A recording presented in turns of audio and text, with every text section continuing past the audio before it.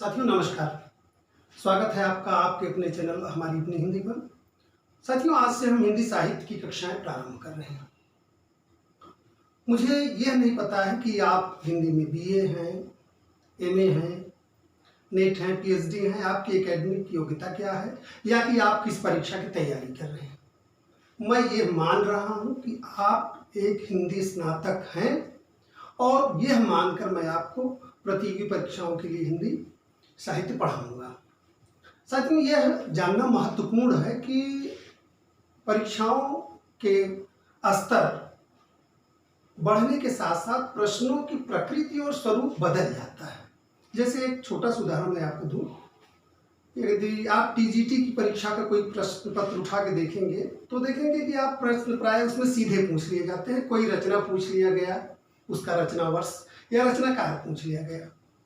विनय पत्रिका किसकी रचना है? तुलसीदास। लेकिन जब आप देखेंगे किसी बड़ी परीक्षा का, जैसे नेट की परीक्षा का प्रश्न पत्र देखेंगे या आप असिस्टेंट प्रोफेसर की भर्ती के परीक्षा का प्रश्न पत्र देखेंगे तो आप देखेंगे कि प्रश्नों की प्रकृति और स्वरूप एकदम से बदल जाता है। तुलसीदास की ही 4 रचनाएं पूछ ली जाएंगी, उनका क्रम पूछ लिया जाएगा, या विनय पत्रिका से ही उनके विशेषताओं से 4 कथन दे दिए जाएंगे, उसमें से 3 सही रहेगा, 1 गलत रहेगा। तो आपकी जो पढ़ाई है, आपका जो अध्ययन है, वो तथ्यात्मक के साथ साथ उसमें गहराई होना बहुत आवश्यक है। हमारी कोशिश होगी कि हम TGT, PGT, net, JRF, assistant professor सभी को दृष्टिगत रखते हुए वीडियो क्लास की समय सीमा में रहते हुए आपको उपयोगी महत्वपूर्ण सामग्री उपलब्ध करा सकें। तो साथियों आपका समय नष्ट न करते हुए आइए आज के प्रकरण से जुड़ते हैं। साथियों आज का हमारा प्रकरण है हिंदी साहित्य का इतिहास, काल विभाजन व नामकरण। साथियों जैसा कि आप अवगत हैं कि हिंदी साहित्य का प्रथम इतिहास फ्रेंच विद्वान गार्सा द तासी द्वारा लिखा गया था। गार्सा द तासी के इतिहास का नाम था द इस्त्वार द ला लिटरेट्यूर हिंदुस्तानी। हिंदी साहित्य का प्रथम इतिहास, ये बड़ी अजीब सी बात है, ये एक अजीब सा फैक्ट है कि एक विदेशी विद्वान द्वारा लिखा गया, एक विदेशी भाषा में, फ्रेंच भाषा में लिखा गया, विदेश में मुद्रित हुआ। हिंदी साहित्य के प्रथम इतिहास में गार्सा द तासी ने काल विभाजन और नामकरण, कालों के नामकरण का कोई प्रयास नहीं किया था। उसके बाद हिंदी भाषा में लिखा गया पहला महत्वपूर्ण ग्रंथ था शिव सिंह स्वरूप, जिसको शिव सिंह सेंगर ने लिखा था। यह भी प्रारंभिक ही था क्योंकि दूसरा इतिहास था, तो इसमें भी काल विभाजन का कोई प्रयास शिव सिंह सेंगर ने नहीं किया था। हिंदी साहित्य के इतिहास में काल विभाजन और उसके नामकरण का सर्वप्रथम प्रयास जॉर्ज ग्रियर्सन द्वारा अपने इतिहास में किया गया। जॉर्ज ग्रियर्सन के इतिहास का नाम, जैसा कि आप जानते हैं, the modern vernacular literature of Hindustan था। उसमें सर्वप्रथम जॉर्ज ग्रियर्सन ने हिंदी साहित्य के इतिहास का काल विभाजन और नामकरण करने का प्रयास किया था। साथियों जॉर्ज ग्रियर्सन इसलिए कहा जाता है कि जॉर्ज ग्रियर्सन का इतिहास हिंदी साहित्य का सच्चे अर्थों में पहला इतिहास है। अब आइए हम जॉर्ज ग्रियर्सन के काल विभाजन को देखते हुए आगे बढ़ते हैं।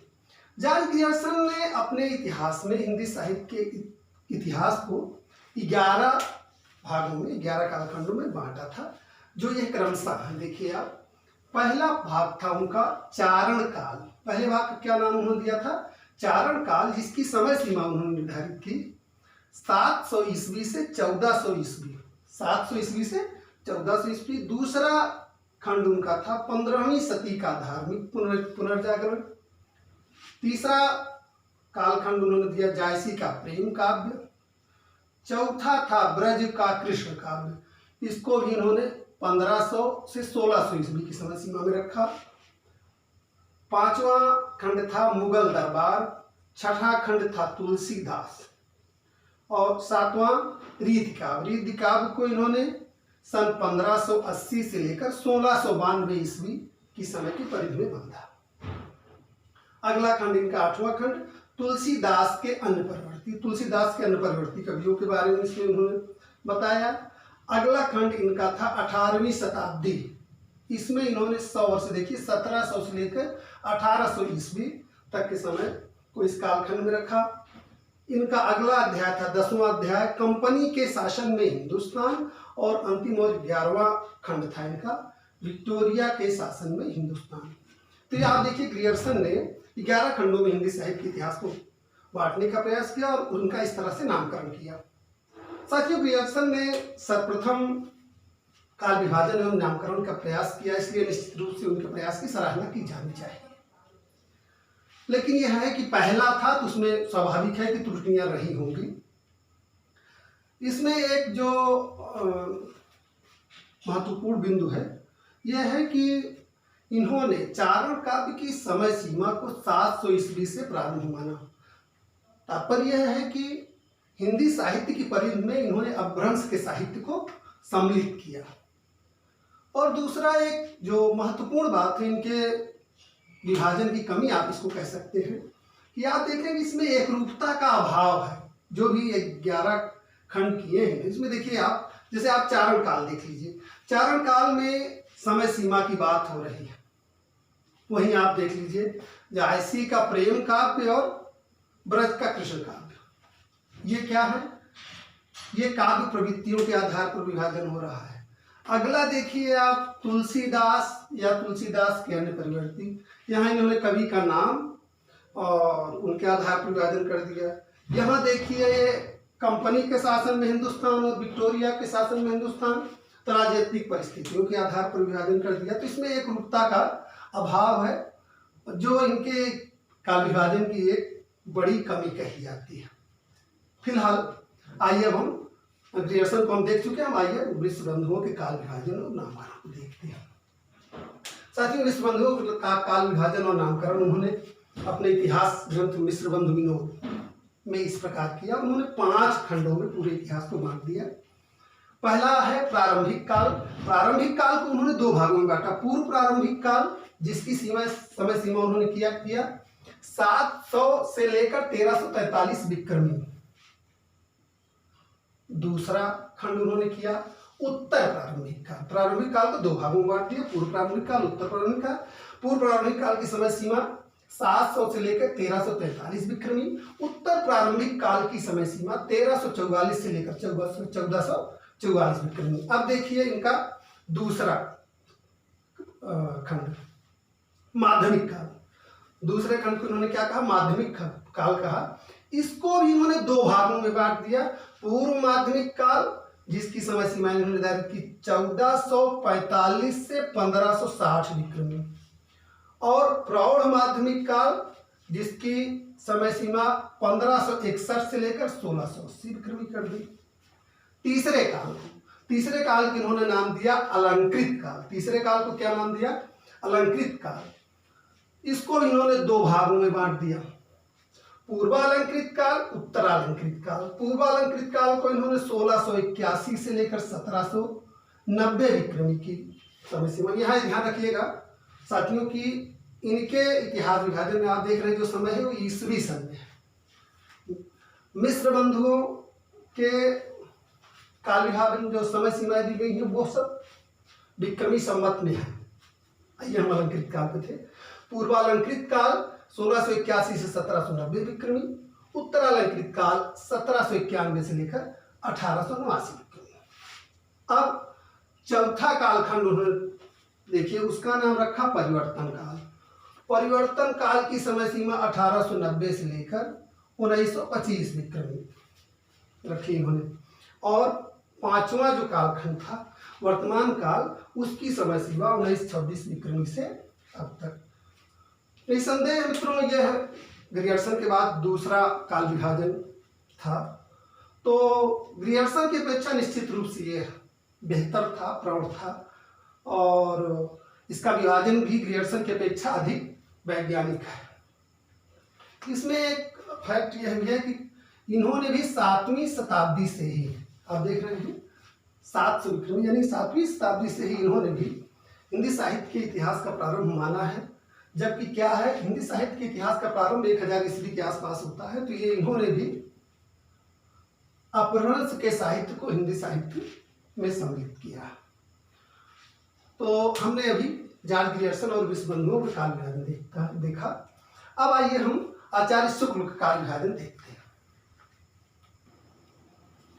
साथियों, आचार्य रामचंद्र शुक्ल ने हिंदी साहित्य के 900 वर्षों के इतिहास को 4 कालखंडों में विभाजित किया। इसको आइए हम उनके विभाजन और उनके नामकरण को देखते हैं। आचार्य शुक्ल ने आदि काल का नाम दिया वीर गाथा काल। क्या नाम दिया? वीर गाथा काल। और उसकी समय सीमा इन्होंने निर्धारित की 1050 से लेकर 1375 विक्रमी तक। ठीक। उसके बाद में इन्होंने पूर्व मध्यकाल को भक्ति काल की संज्ञा दी। पूर्व मध्यकाल को भक्ति काल की संज्ञा दी। इसकी समय सीमा इन्होंने 1375 विक्रमी से 1700 विक्रमी तक माना। साथियों, पुनः मैं आप लोगों को ध्यान दिलाना चाहूँगा कि शुक्ल जी का काल विभाजन और शुक्ल जी का नामकरण बहुत महत्वपूर्ण है। इनका ये जो समय सीमाएं हैं इनको भी बहुत ध्यान से देख लीजिएगा। इनसे सीधे प्रश्न बनते हैं। शुक्ल जी के काल विभाजन और उनकी समय सीमाओं से सीधा प्रश्न आता है, इसलिए इसको बहुत ध्यान से देख लीजिएगा। अब आइए आप तीसरा देखते हैं। तीसरा, इन्होंने उत्तर मध्यकाल को क्या कहा? रीतिकाल कहा। और इसकी समय सीमा इन्होंने 1700 से लेकर 1900 विक्रमी। ध्यान दीजिएगा, ये विक्रमी संवत है। उसके बाद में आधुनिक काल को शुक्ल जी ने गद्य काल की संज्ञा दी। आधुनिक काल को शुक्ल जी ने गद्य काल की संज्ञा दी। इसकी समय सीमा इन्होंने 1900 से लेकर 1984 विक्रमी अपने इतिहास में दी। अब ये देखिए, गद्य काल को उन्होंने 3 उत्थानों में बांट दिया। प्रथम उत्थान, द्वितीय उत्थान, तृतीय उत्थान। प्रथम उत्थान की समय सीमा 1925 से लेकर 1950 विक्रमी। द्वितीय उत्थान की सीमा 1950 से लेकर 1975 विक्रमी। और तृतीय उत्थान की सीमा 1975 विक्रमी से अब तक।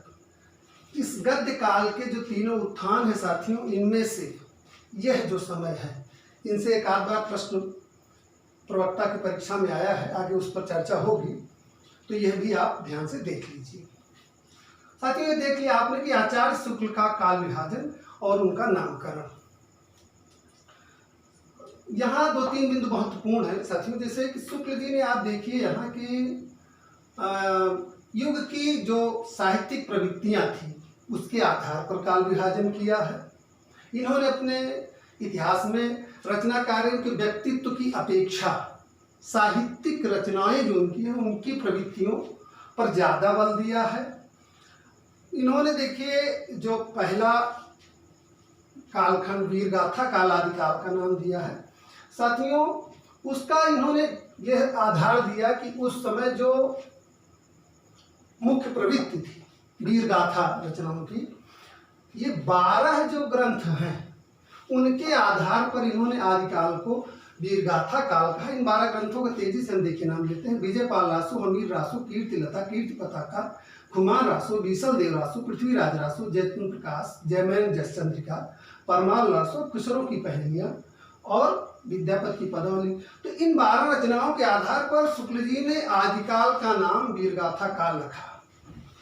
ठीक है, लेकिन परवर्ती विद्वानों ने इसका खंडन किया। परवर्ती खोजों के बाद इसमें इसका खंडन हुआ, जिसमें ये कहा गया कि इसमें से अधिकांश रचनाएं जो हैं वो अप्रामाणिक हैं या दोषपूर्ण हैं या उनकी समय सीमा का कुछ पता नहीं है, उपलब्ध नहीं है। जैसे आप देखिए, ये आरोप है कि ये विजयपाल रासो आपका और खुमान रासो और बीसल देव रासो, यह आदिकाल की समय या वीरगाथा काल की समय सीमा में नहीं आती, ये परवर्ती सिद्ध हो चुकी है। उसके बाद आपका ये हमीर रासो, जयचंद्र प्रकाश और जयमैन जसचंद्रिका, ये नोटिस मात्र है। ठीक है साथियों, और आपका पृथ्वीराज रासो है और परमाल रासो, इनकी प्रामाणिकता संदिग्ध है। खुसरो की पहेलियां कहीं से भी वीरगाथा की कोटि में नहीं जाती हैं। उसके बाद विद्यापति पदावली है कीर्ति पताका है, ये सब वीर रस की रचनाएं होकर भक्ति और श्रृंगार रस की रचनाएं हैं। तो यह कहीं न कहीं से इनके इस नाम का खंडन हुआ और इसीलिए शायद बाद में आदिकाल नाम ही सर्वस्वीकृत और लोकप्रिय हुआ। अब आइए हम इनके दूसरे कालखंड भक्ति काल की चर्चा करते हैं। भक्ति काल की समय सीमा इन्होंने 1375 से लेकर 1700 विक्रमी तक मानी। भक्ति काल को इन्होंने जो दो मुख्य धाराओं में बांटा। भक्ति काल में क्या था, एक तो था आपका सगुण भक्ति काल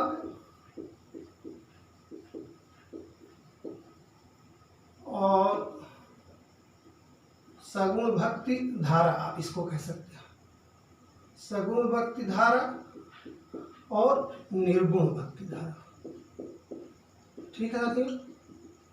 अब इसको भी इन्होंने सगुण और निर्गुण को भी इन्होंने दो भागों में बांट दिया। सगुण में भी दो भाग किए, एक तो राम भक्ति धारा और दूसरा कृष्ण भक्ति धारा। यह भी महत्वपूर्ण है, इसको ध्यान से देख लीजिएगा। निर्गुण को भी इन्होंने दो भागों में बांटा, एक ज्ञानाश्रयी शाखा और दूसरा प्रेमाश्रयी शाखा।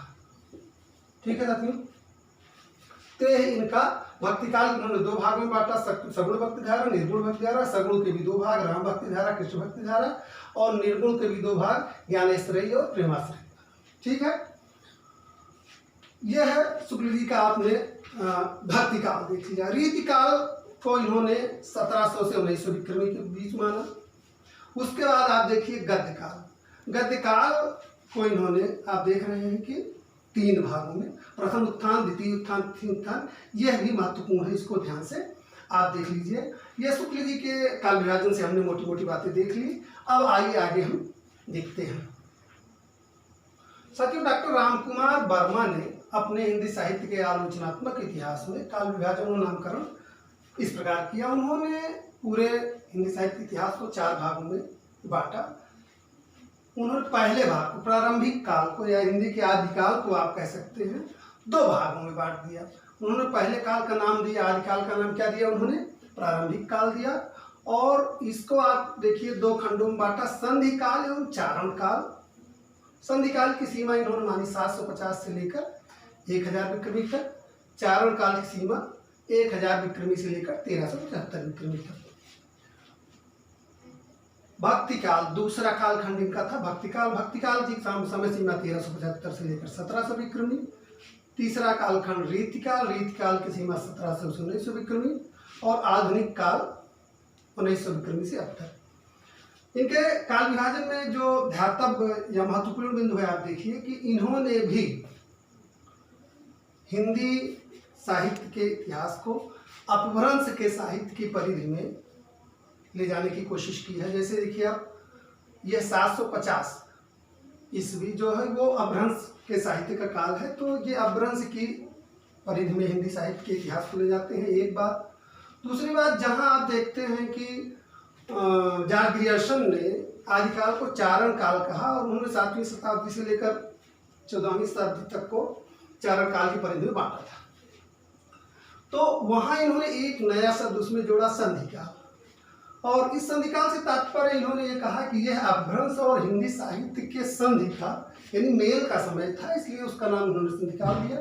तो संधि काल और चारण, मतलब इन्होंने चारण काल में एक और शब्द जोड़ दिया, संधि काल। संधि काल और चारण काल यानी इन्होंने प्रारंभिक काल को कहा, दूसरे काल को भक्ति काल, तीसरे को रीति काल और चौथे को आधुनिक काल कहा इन्होंने। एक चीज और ध्यातव्य है, भक्ति काल में शुक्ल जी ने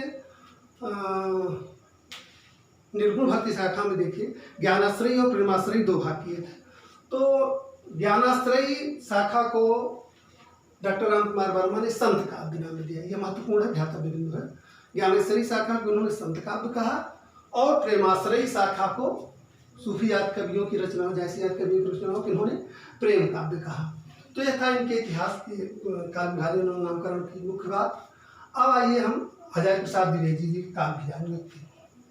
हजारी प्रसाद द्विवेदी जी ने हिंदी साहित्य के प्रारंभिक काल को आदिकाल कहा, उसकी समय सीमा आदिकाल नाम दिया और आदिकाल सर्वस्वीकृत, आज भी व्यवहारित और सर्वस्वीकृत नाम है। उसकी समय सीमा इन्होंने 1000 से लेकर 1350 विक्रमी तक मानी। भक्ति काल दूसरा कालखंड इन्होंने किया, जिसकी समय सीमा 1350 से लेकर 1700 विक्रमी मानी। रीति काल को इन्होंने 1700 विक्रमी से 1900 विक्रमी तक माना, और चौथा कालखंड इनका आधुनिक काल जो है 1900 विक्रमी से अब तक। साथियों, हजारी प्रसाद द्विवेदी जी एक ऐसे विद्वान हुए जिन्होंने पहली बार आचार्य शुक्ल की मान्यताओं, उनकी धारणाओं का बड़ी सबलता और प्रमाण के साथ खंडन किया, और उन्हें तर्क के आधार पर कई जगह गलत सिद्ध भी किया। तो आचार्य हजारी प्रसाद, यद्यपि इनका भी काल विभाजन में देखिए कि उनसे ही मिलता जुलता नाम, जैसे आदिकाल का उन्होंने भी क्या किया है, 1000 ईस्वी के आसपास से हिंदी साहित्य इतिहास का प्रारंभ माना, हजारी प्रसाद द्विवेदी जी ने माना। उन्होंने 4 कालखंड किया, इन्होंने भी 4 कालखंड किया। नाम भी देखिए, भक्ति काल, रीति काल, आधुनिक काल को गद्य काल कहते हैं। तो इस तरह से इनमें उनमें तमाम वैचारिक समानताएं भी हैं, लेकिन कुछ बिंदु ऐसे हैं जिन पर इन्होंने बड़ी सरलता के साथ खंडन किया है, जिन पर आगे हम हिंदी साहित्य के आदिकाल में जब आगे बढ़ेंगे तो उन पर विस्तार से चर्चा होगी। तो हमने डॉक्टर रामकुमार वर्मा और हजारी प्रसाद द्विवेदी का काल विभाजन देखा। अब आइए हम डॉक्टर गणपत चंद्र गुप्त का काल विभाजन देखते हैं। साथियों, डॉक्टर गणपत चंद्र गुप्त ने भी हिंदी साहित्य के इतिहास को 4 भागों में बांटा है। पहले कालखंड यानी आदिकाल का नाम उन्होंने दिया प्रारंभिक काल, और जिसकी समय सीमा उन्होंने 1184 से लेकर 1350 ईस्वी मानी। ये ध्यान दीजिएगा, 1184 से 1350 ईस्वी। उसके बाद दूसरे कालखंड को, भक्ति काल को, उन्होंने कहा पूर्व मध्यकाल। भक्ति काल का क्या नाम दिया उन्होंने? पूर्व मध्यकाल नाम दिया, और इसकी समय सीमा 1350 से लेकर 1600 ईस्वी तक मानी। रीति काल को उन्होंने उत्तर मध्यकाल की संज्ञा दी, और इसकी समय सीमा 1600 से लेकर 1857 ईस्वी तक मानी। और आधुनिक काल, चौथे काल आधुनिक काल को 1857 से 1857 ईस्वी से अब तक ये मानते हैं। ठीक है साथियों, तो ये हमने डॉक्टर गणपत चंद्र गुप्त के काल विभाजन और नामकरण को देख लिया। आइए एक बहुत महत्वपूर्ण काल विभाजन तो नामकरण देखते हैं, डॉक्टर नगेंद्र का काल विभाजन और नामकरण। डॉक्टर नगेंद्र काल विभाजन और नामकरण में आप हमें थोड़ा सा नव्यता देखने को मिलेगी।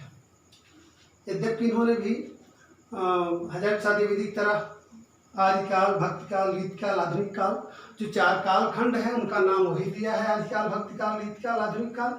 इनके काल विभाजन जो समय सीमा का निर्धारण है, इसमें एक नई बात देखने को मिलती है कि इन्होंने आदिकाल को 7वीं सदी के मध्य से लेकर 14वीं सदी के मध्य तक, मतलब एक वर्ष निश्चित इन्होंने नहीं किया। एक मतलब औसत समय, इसमें साल 2 साल आगे पीछे भी हो सकता है।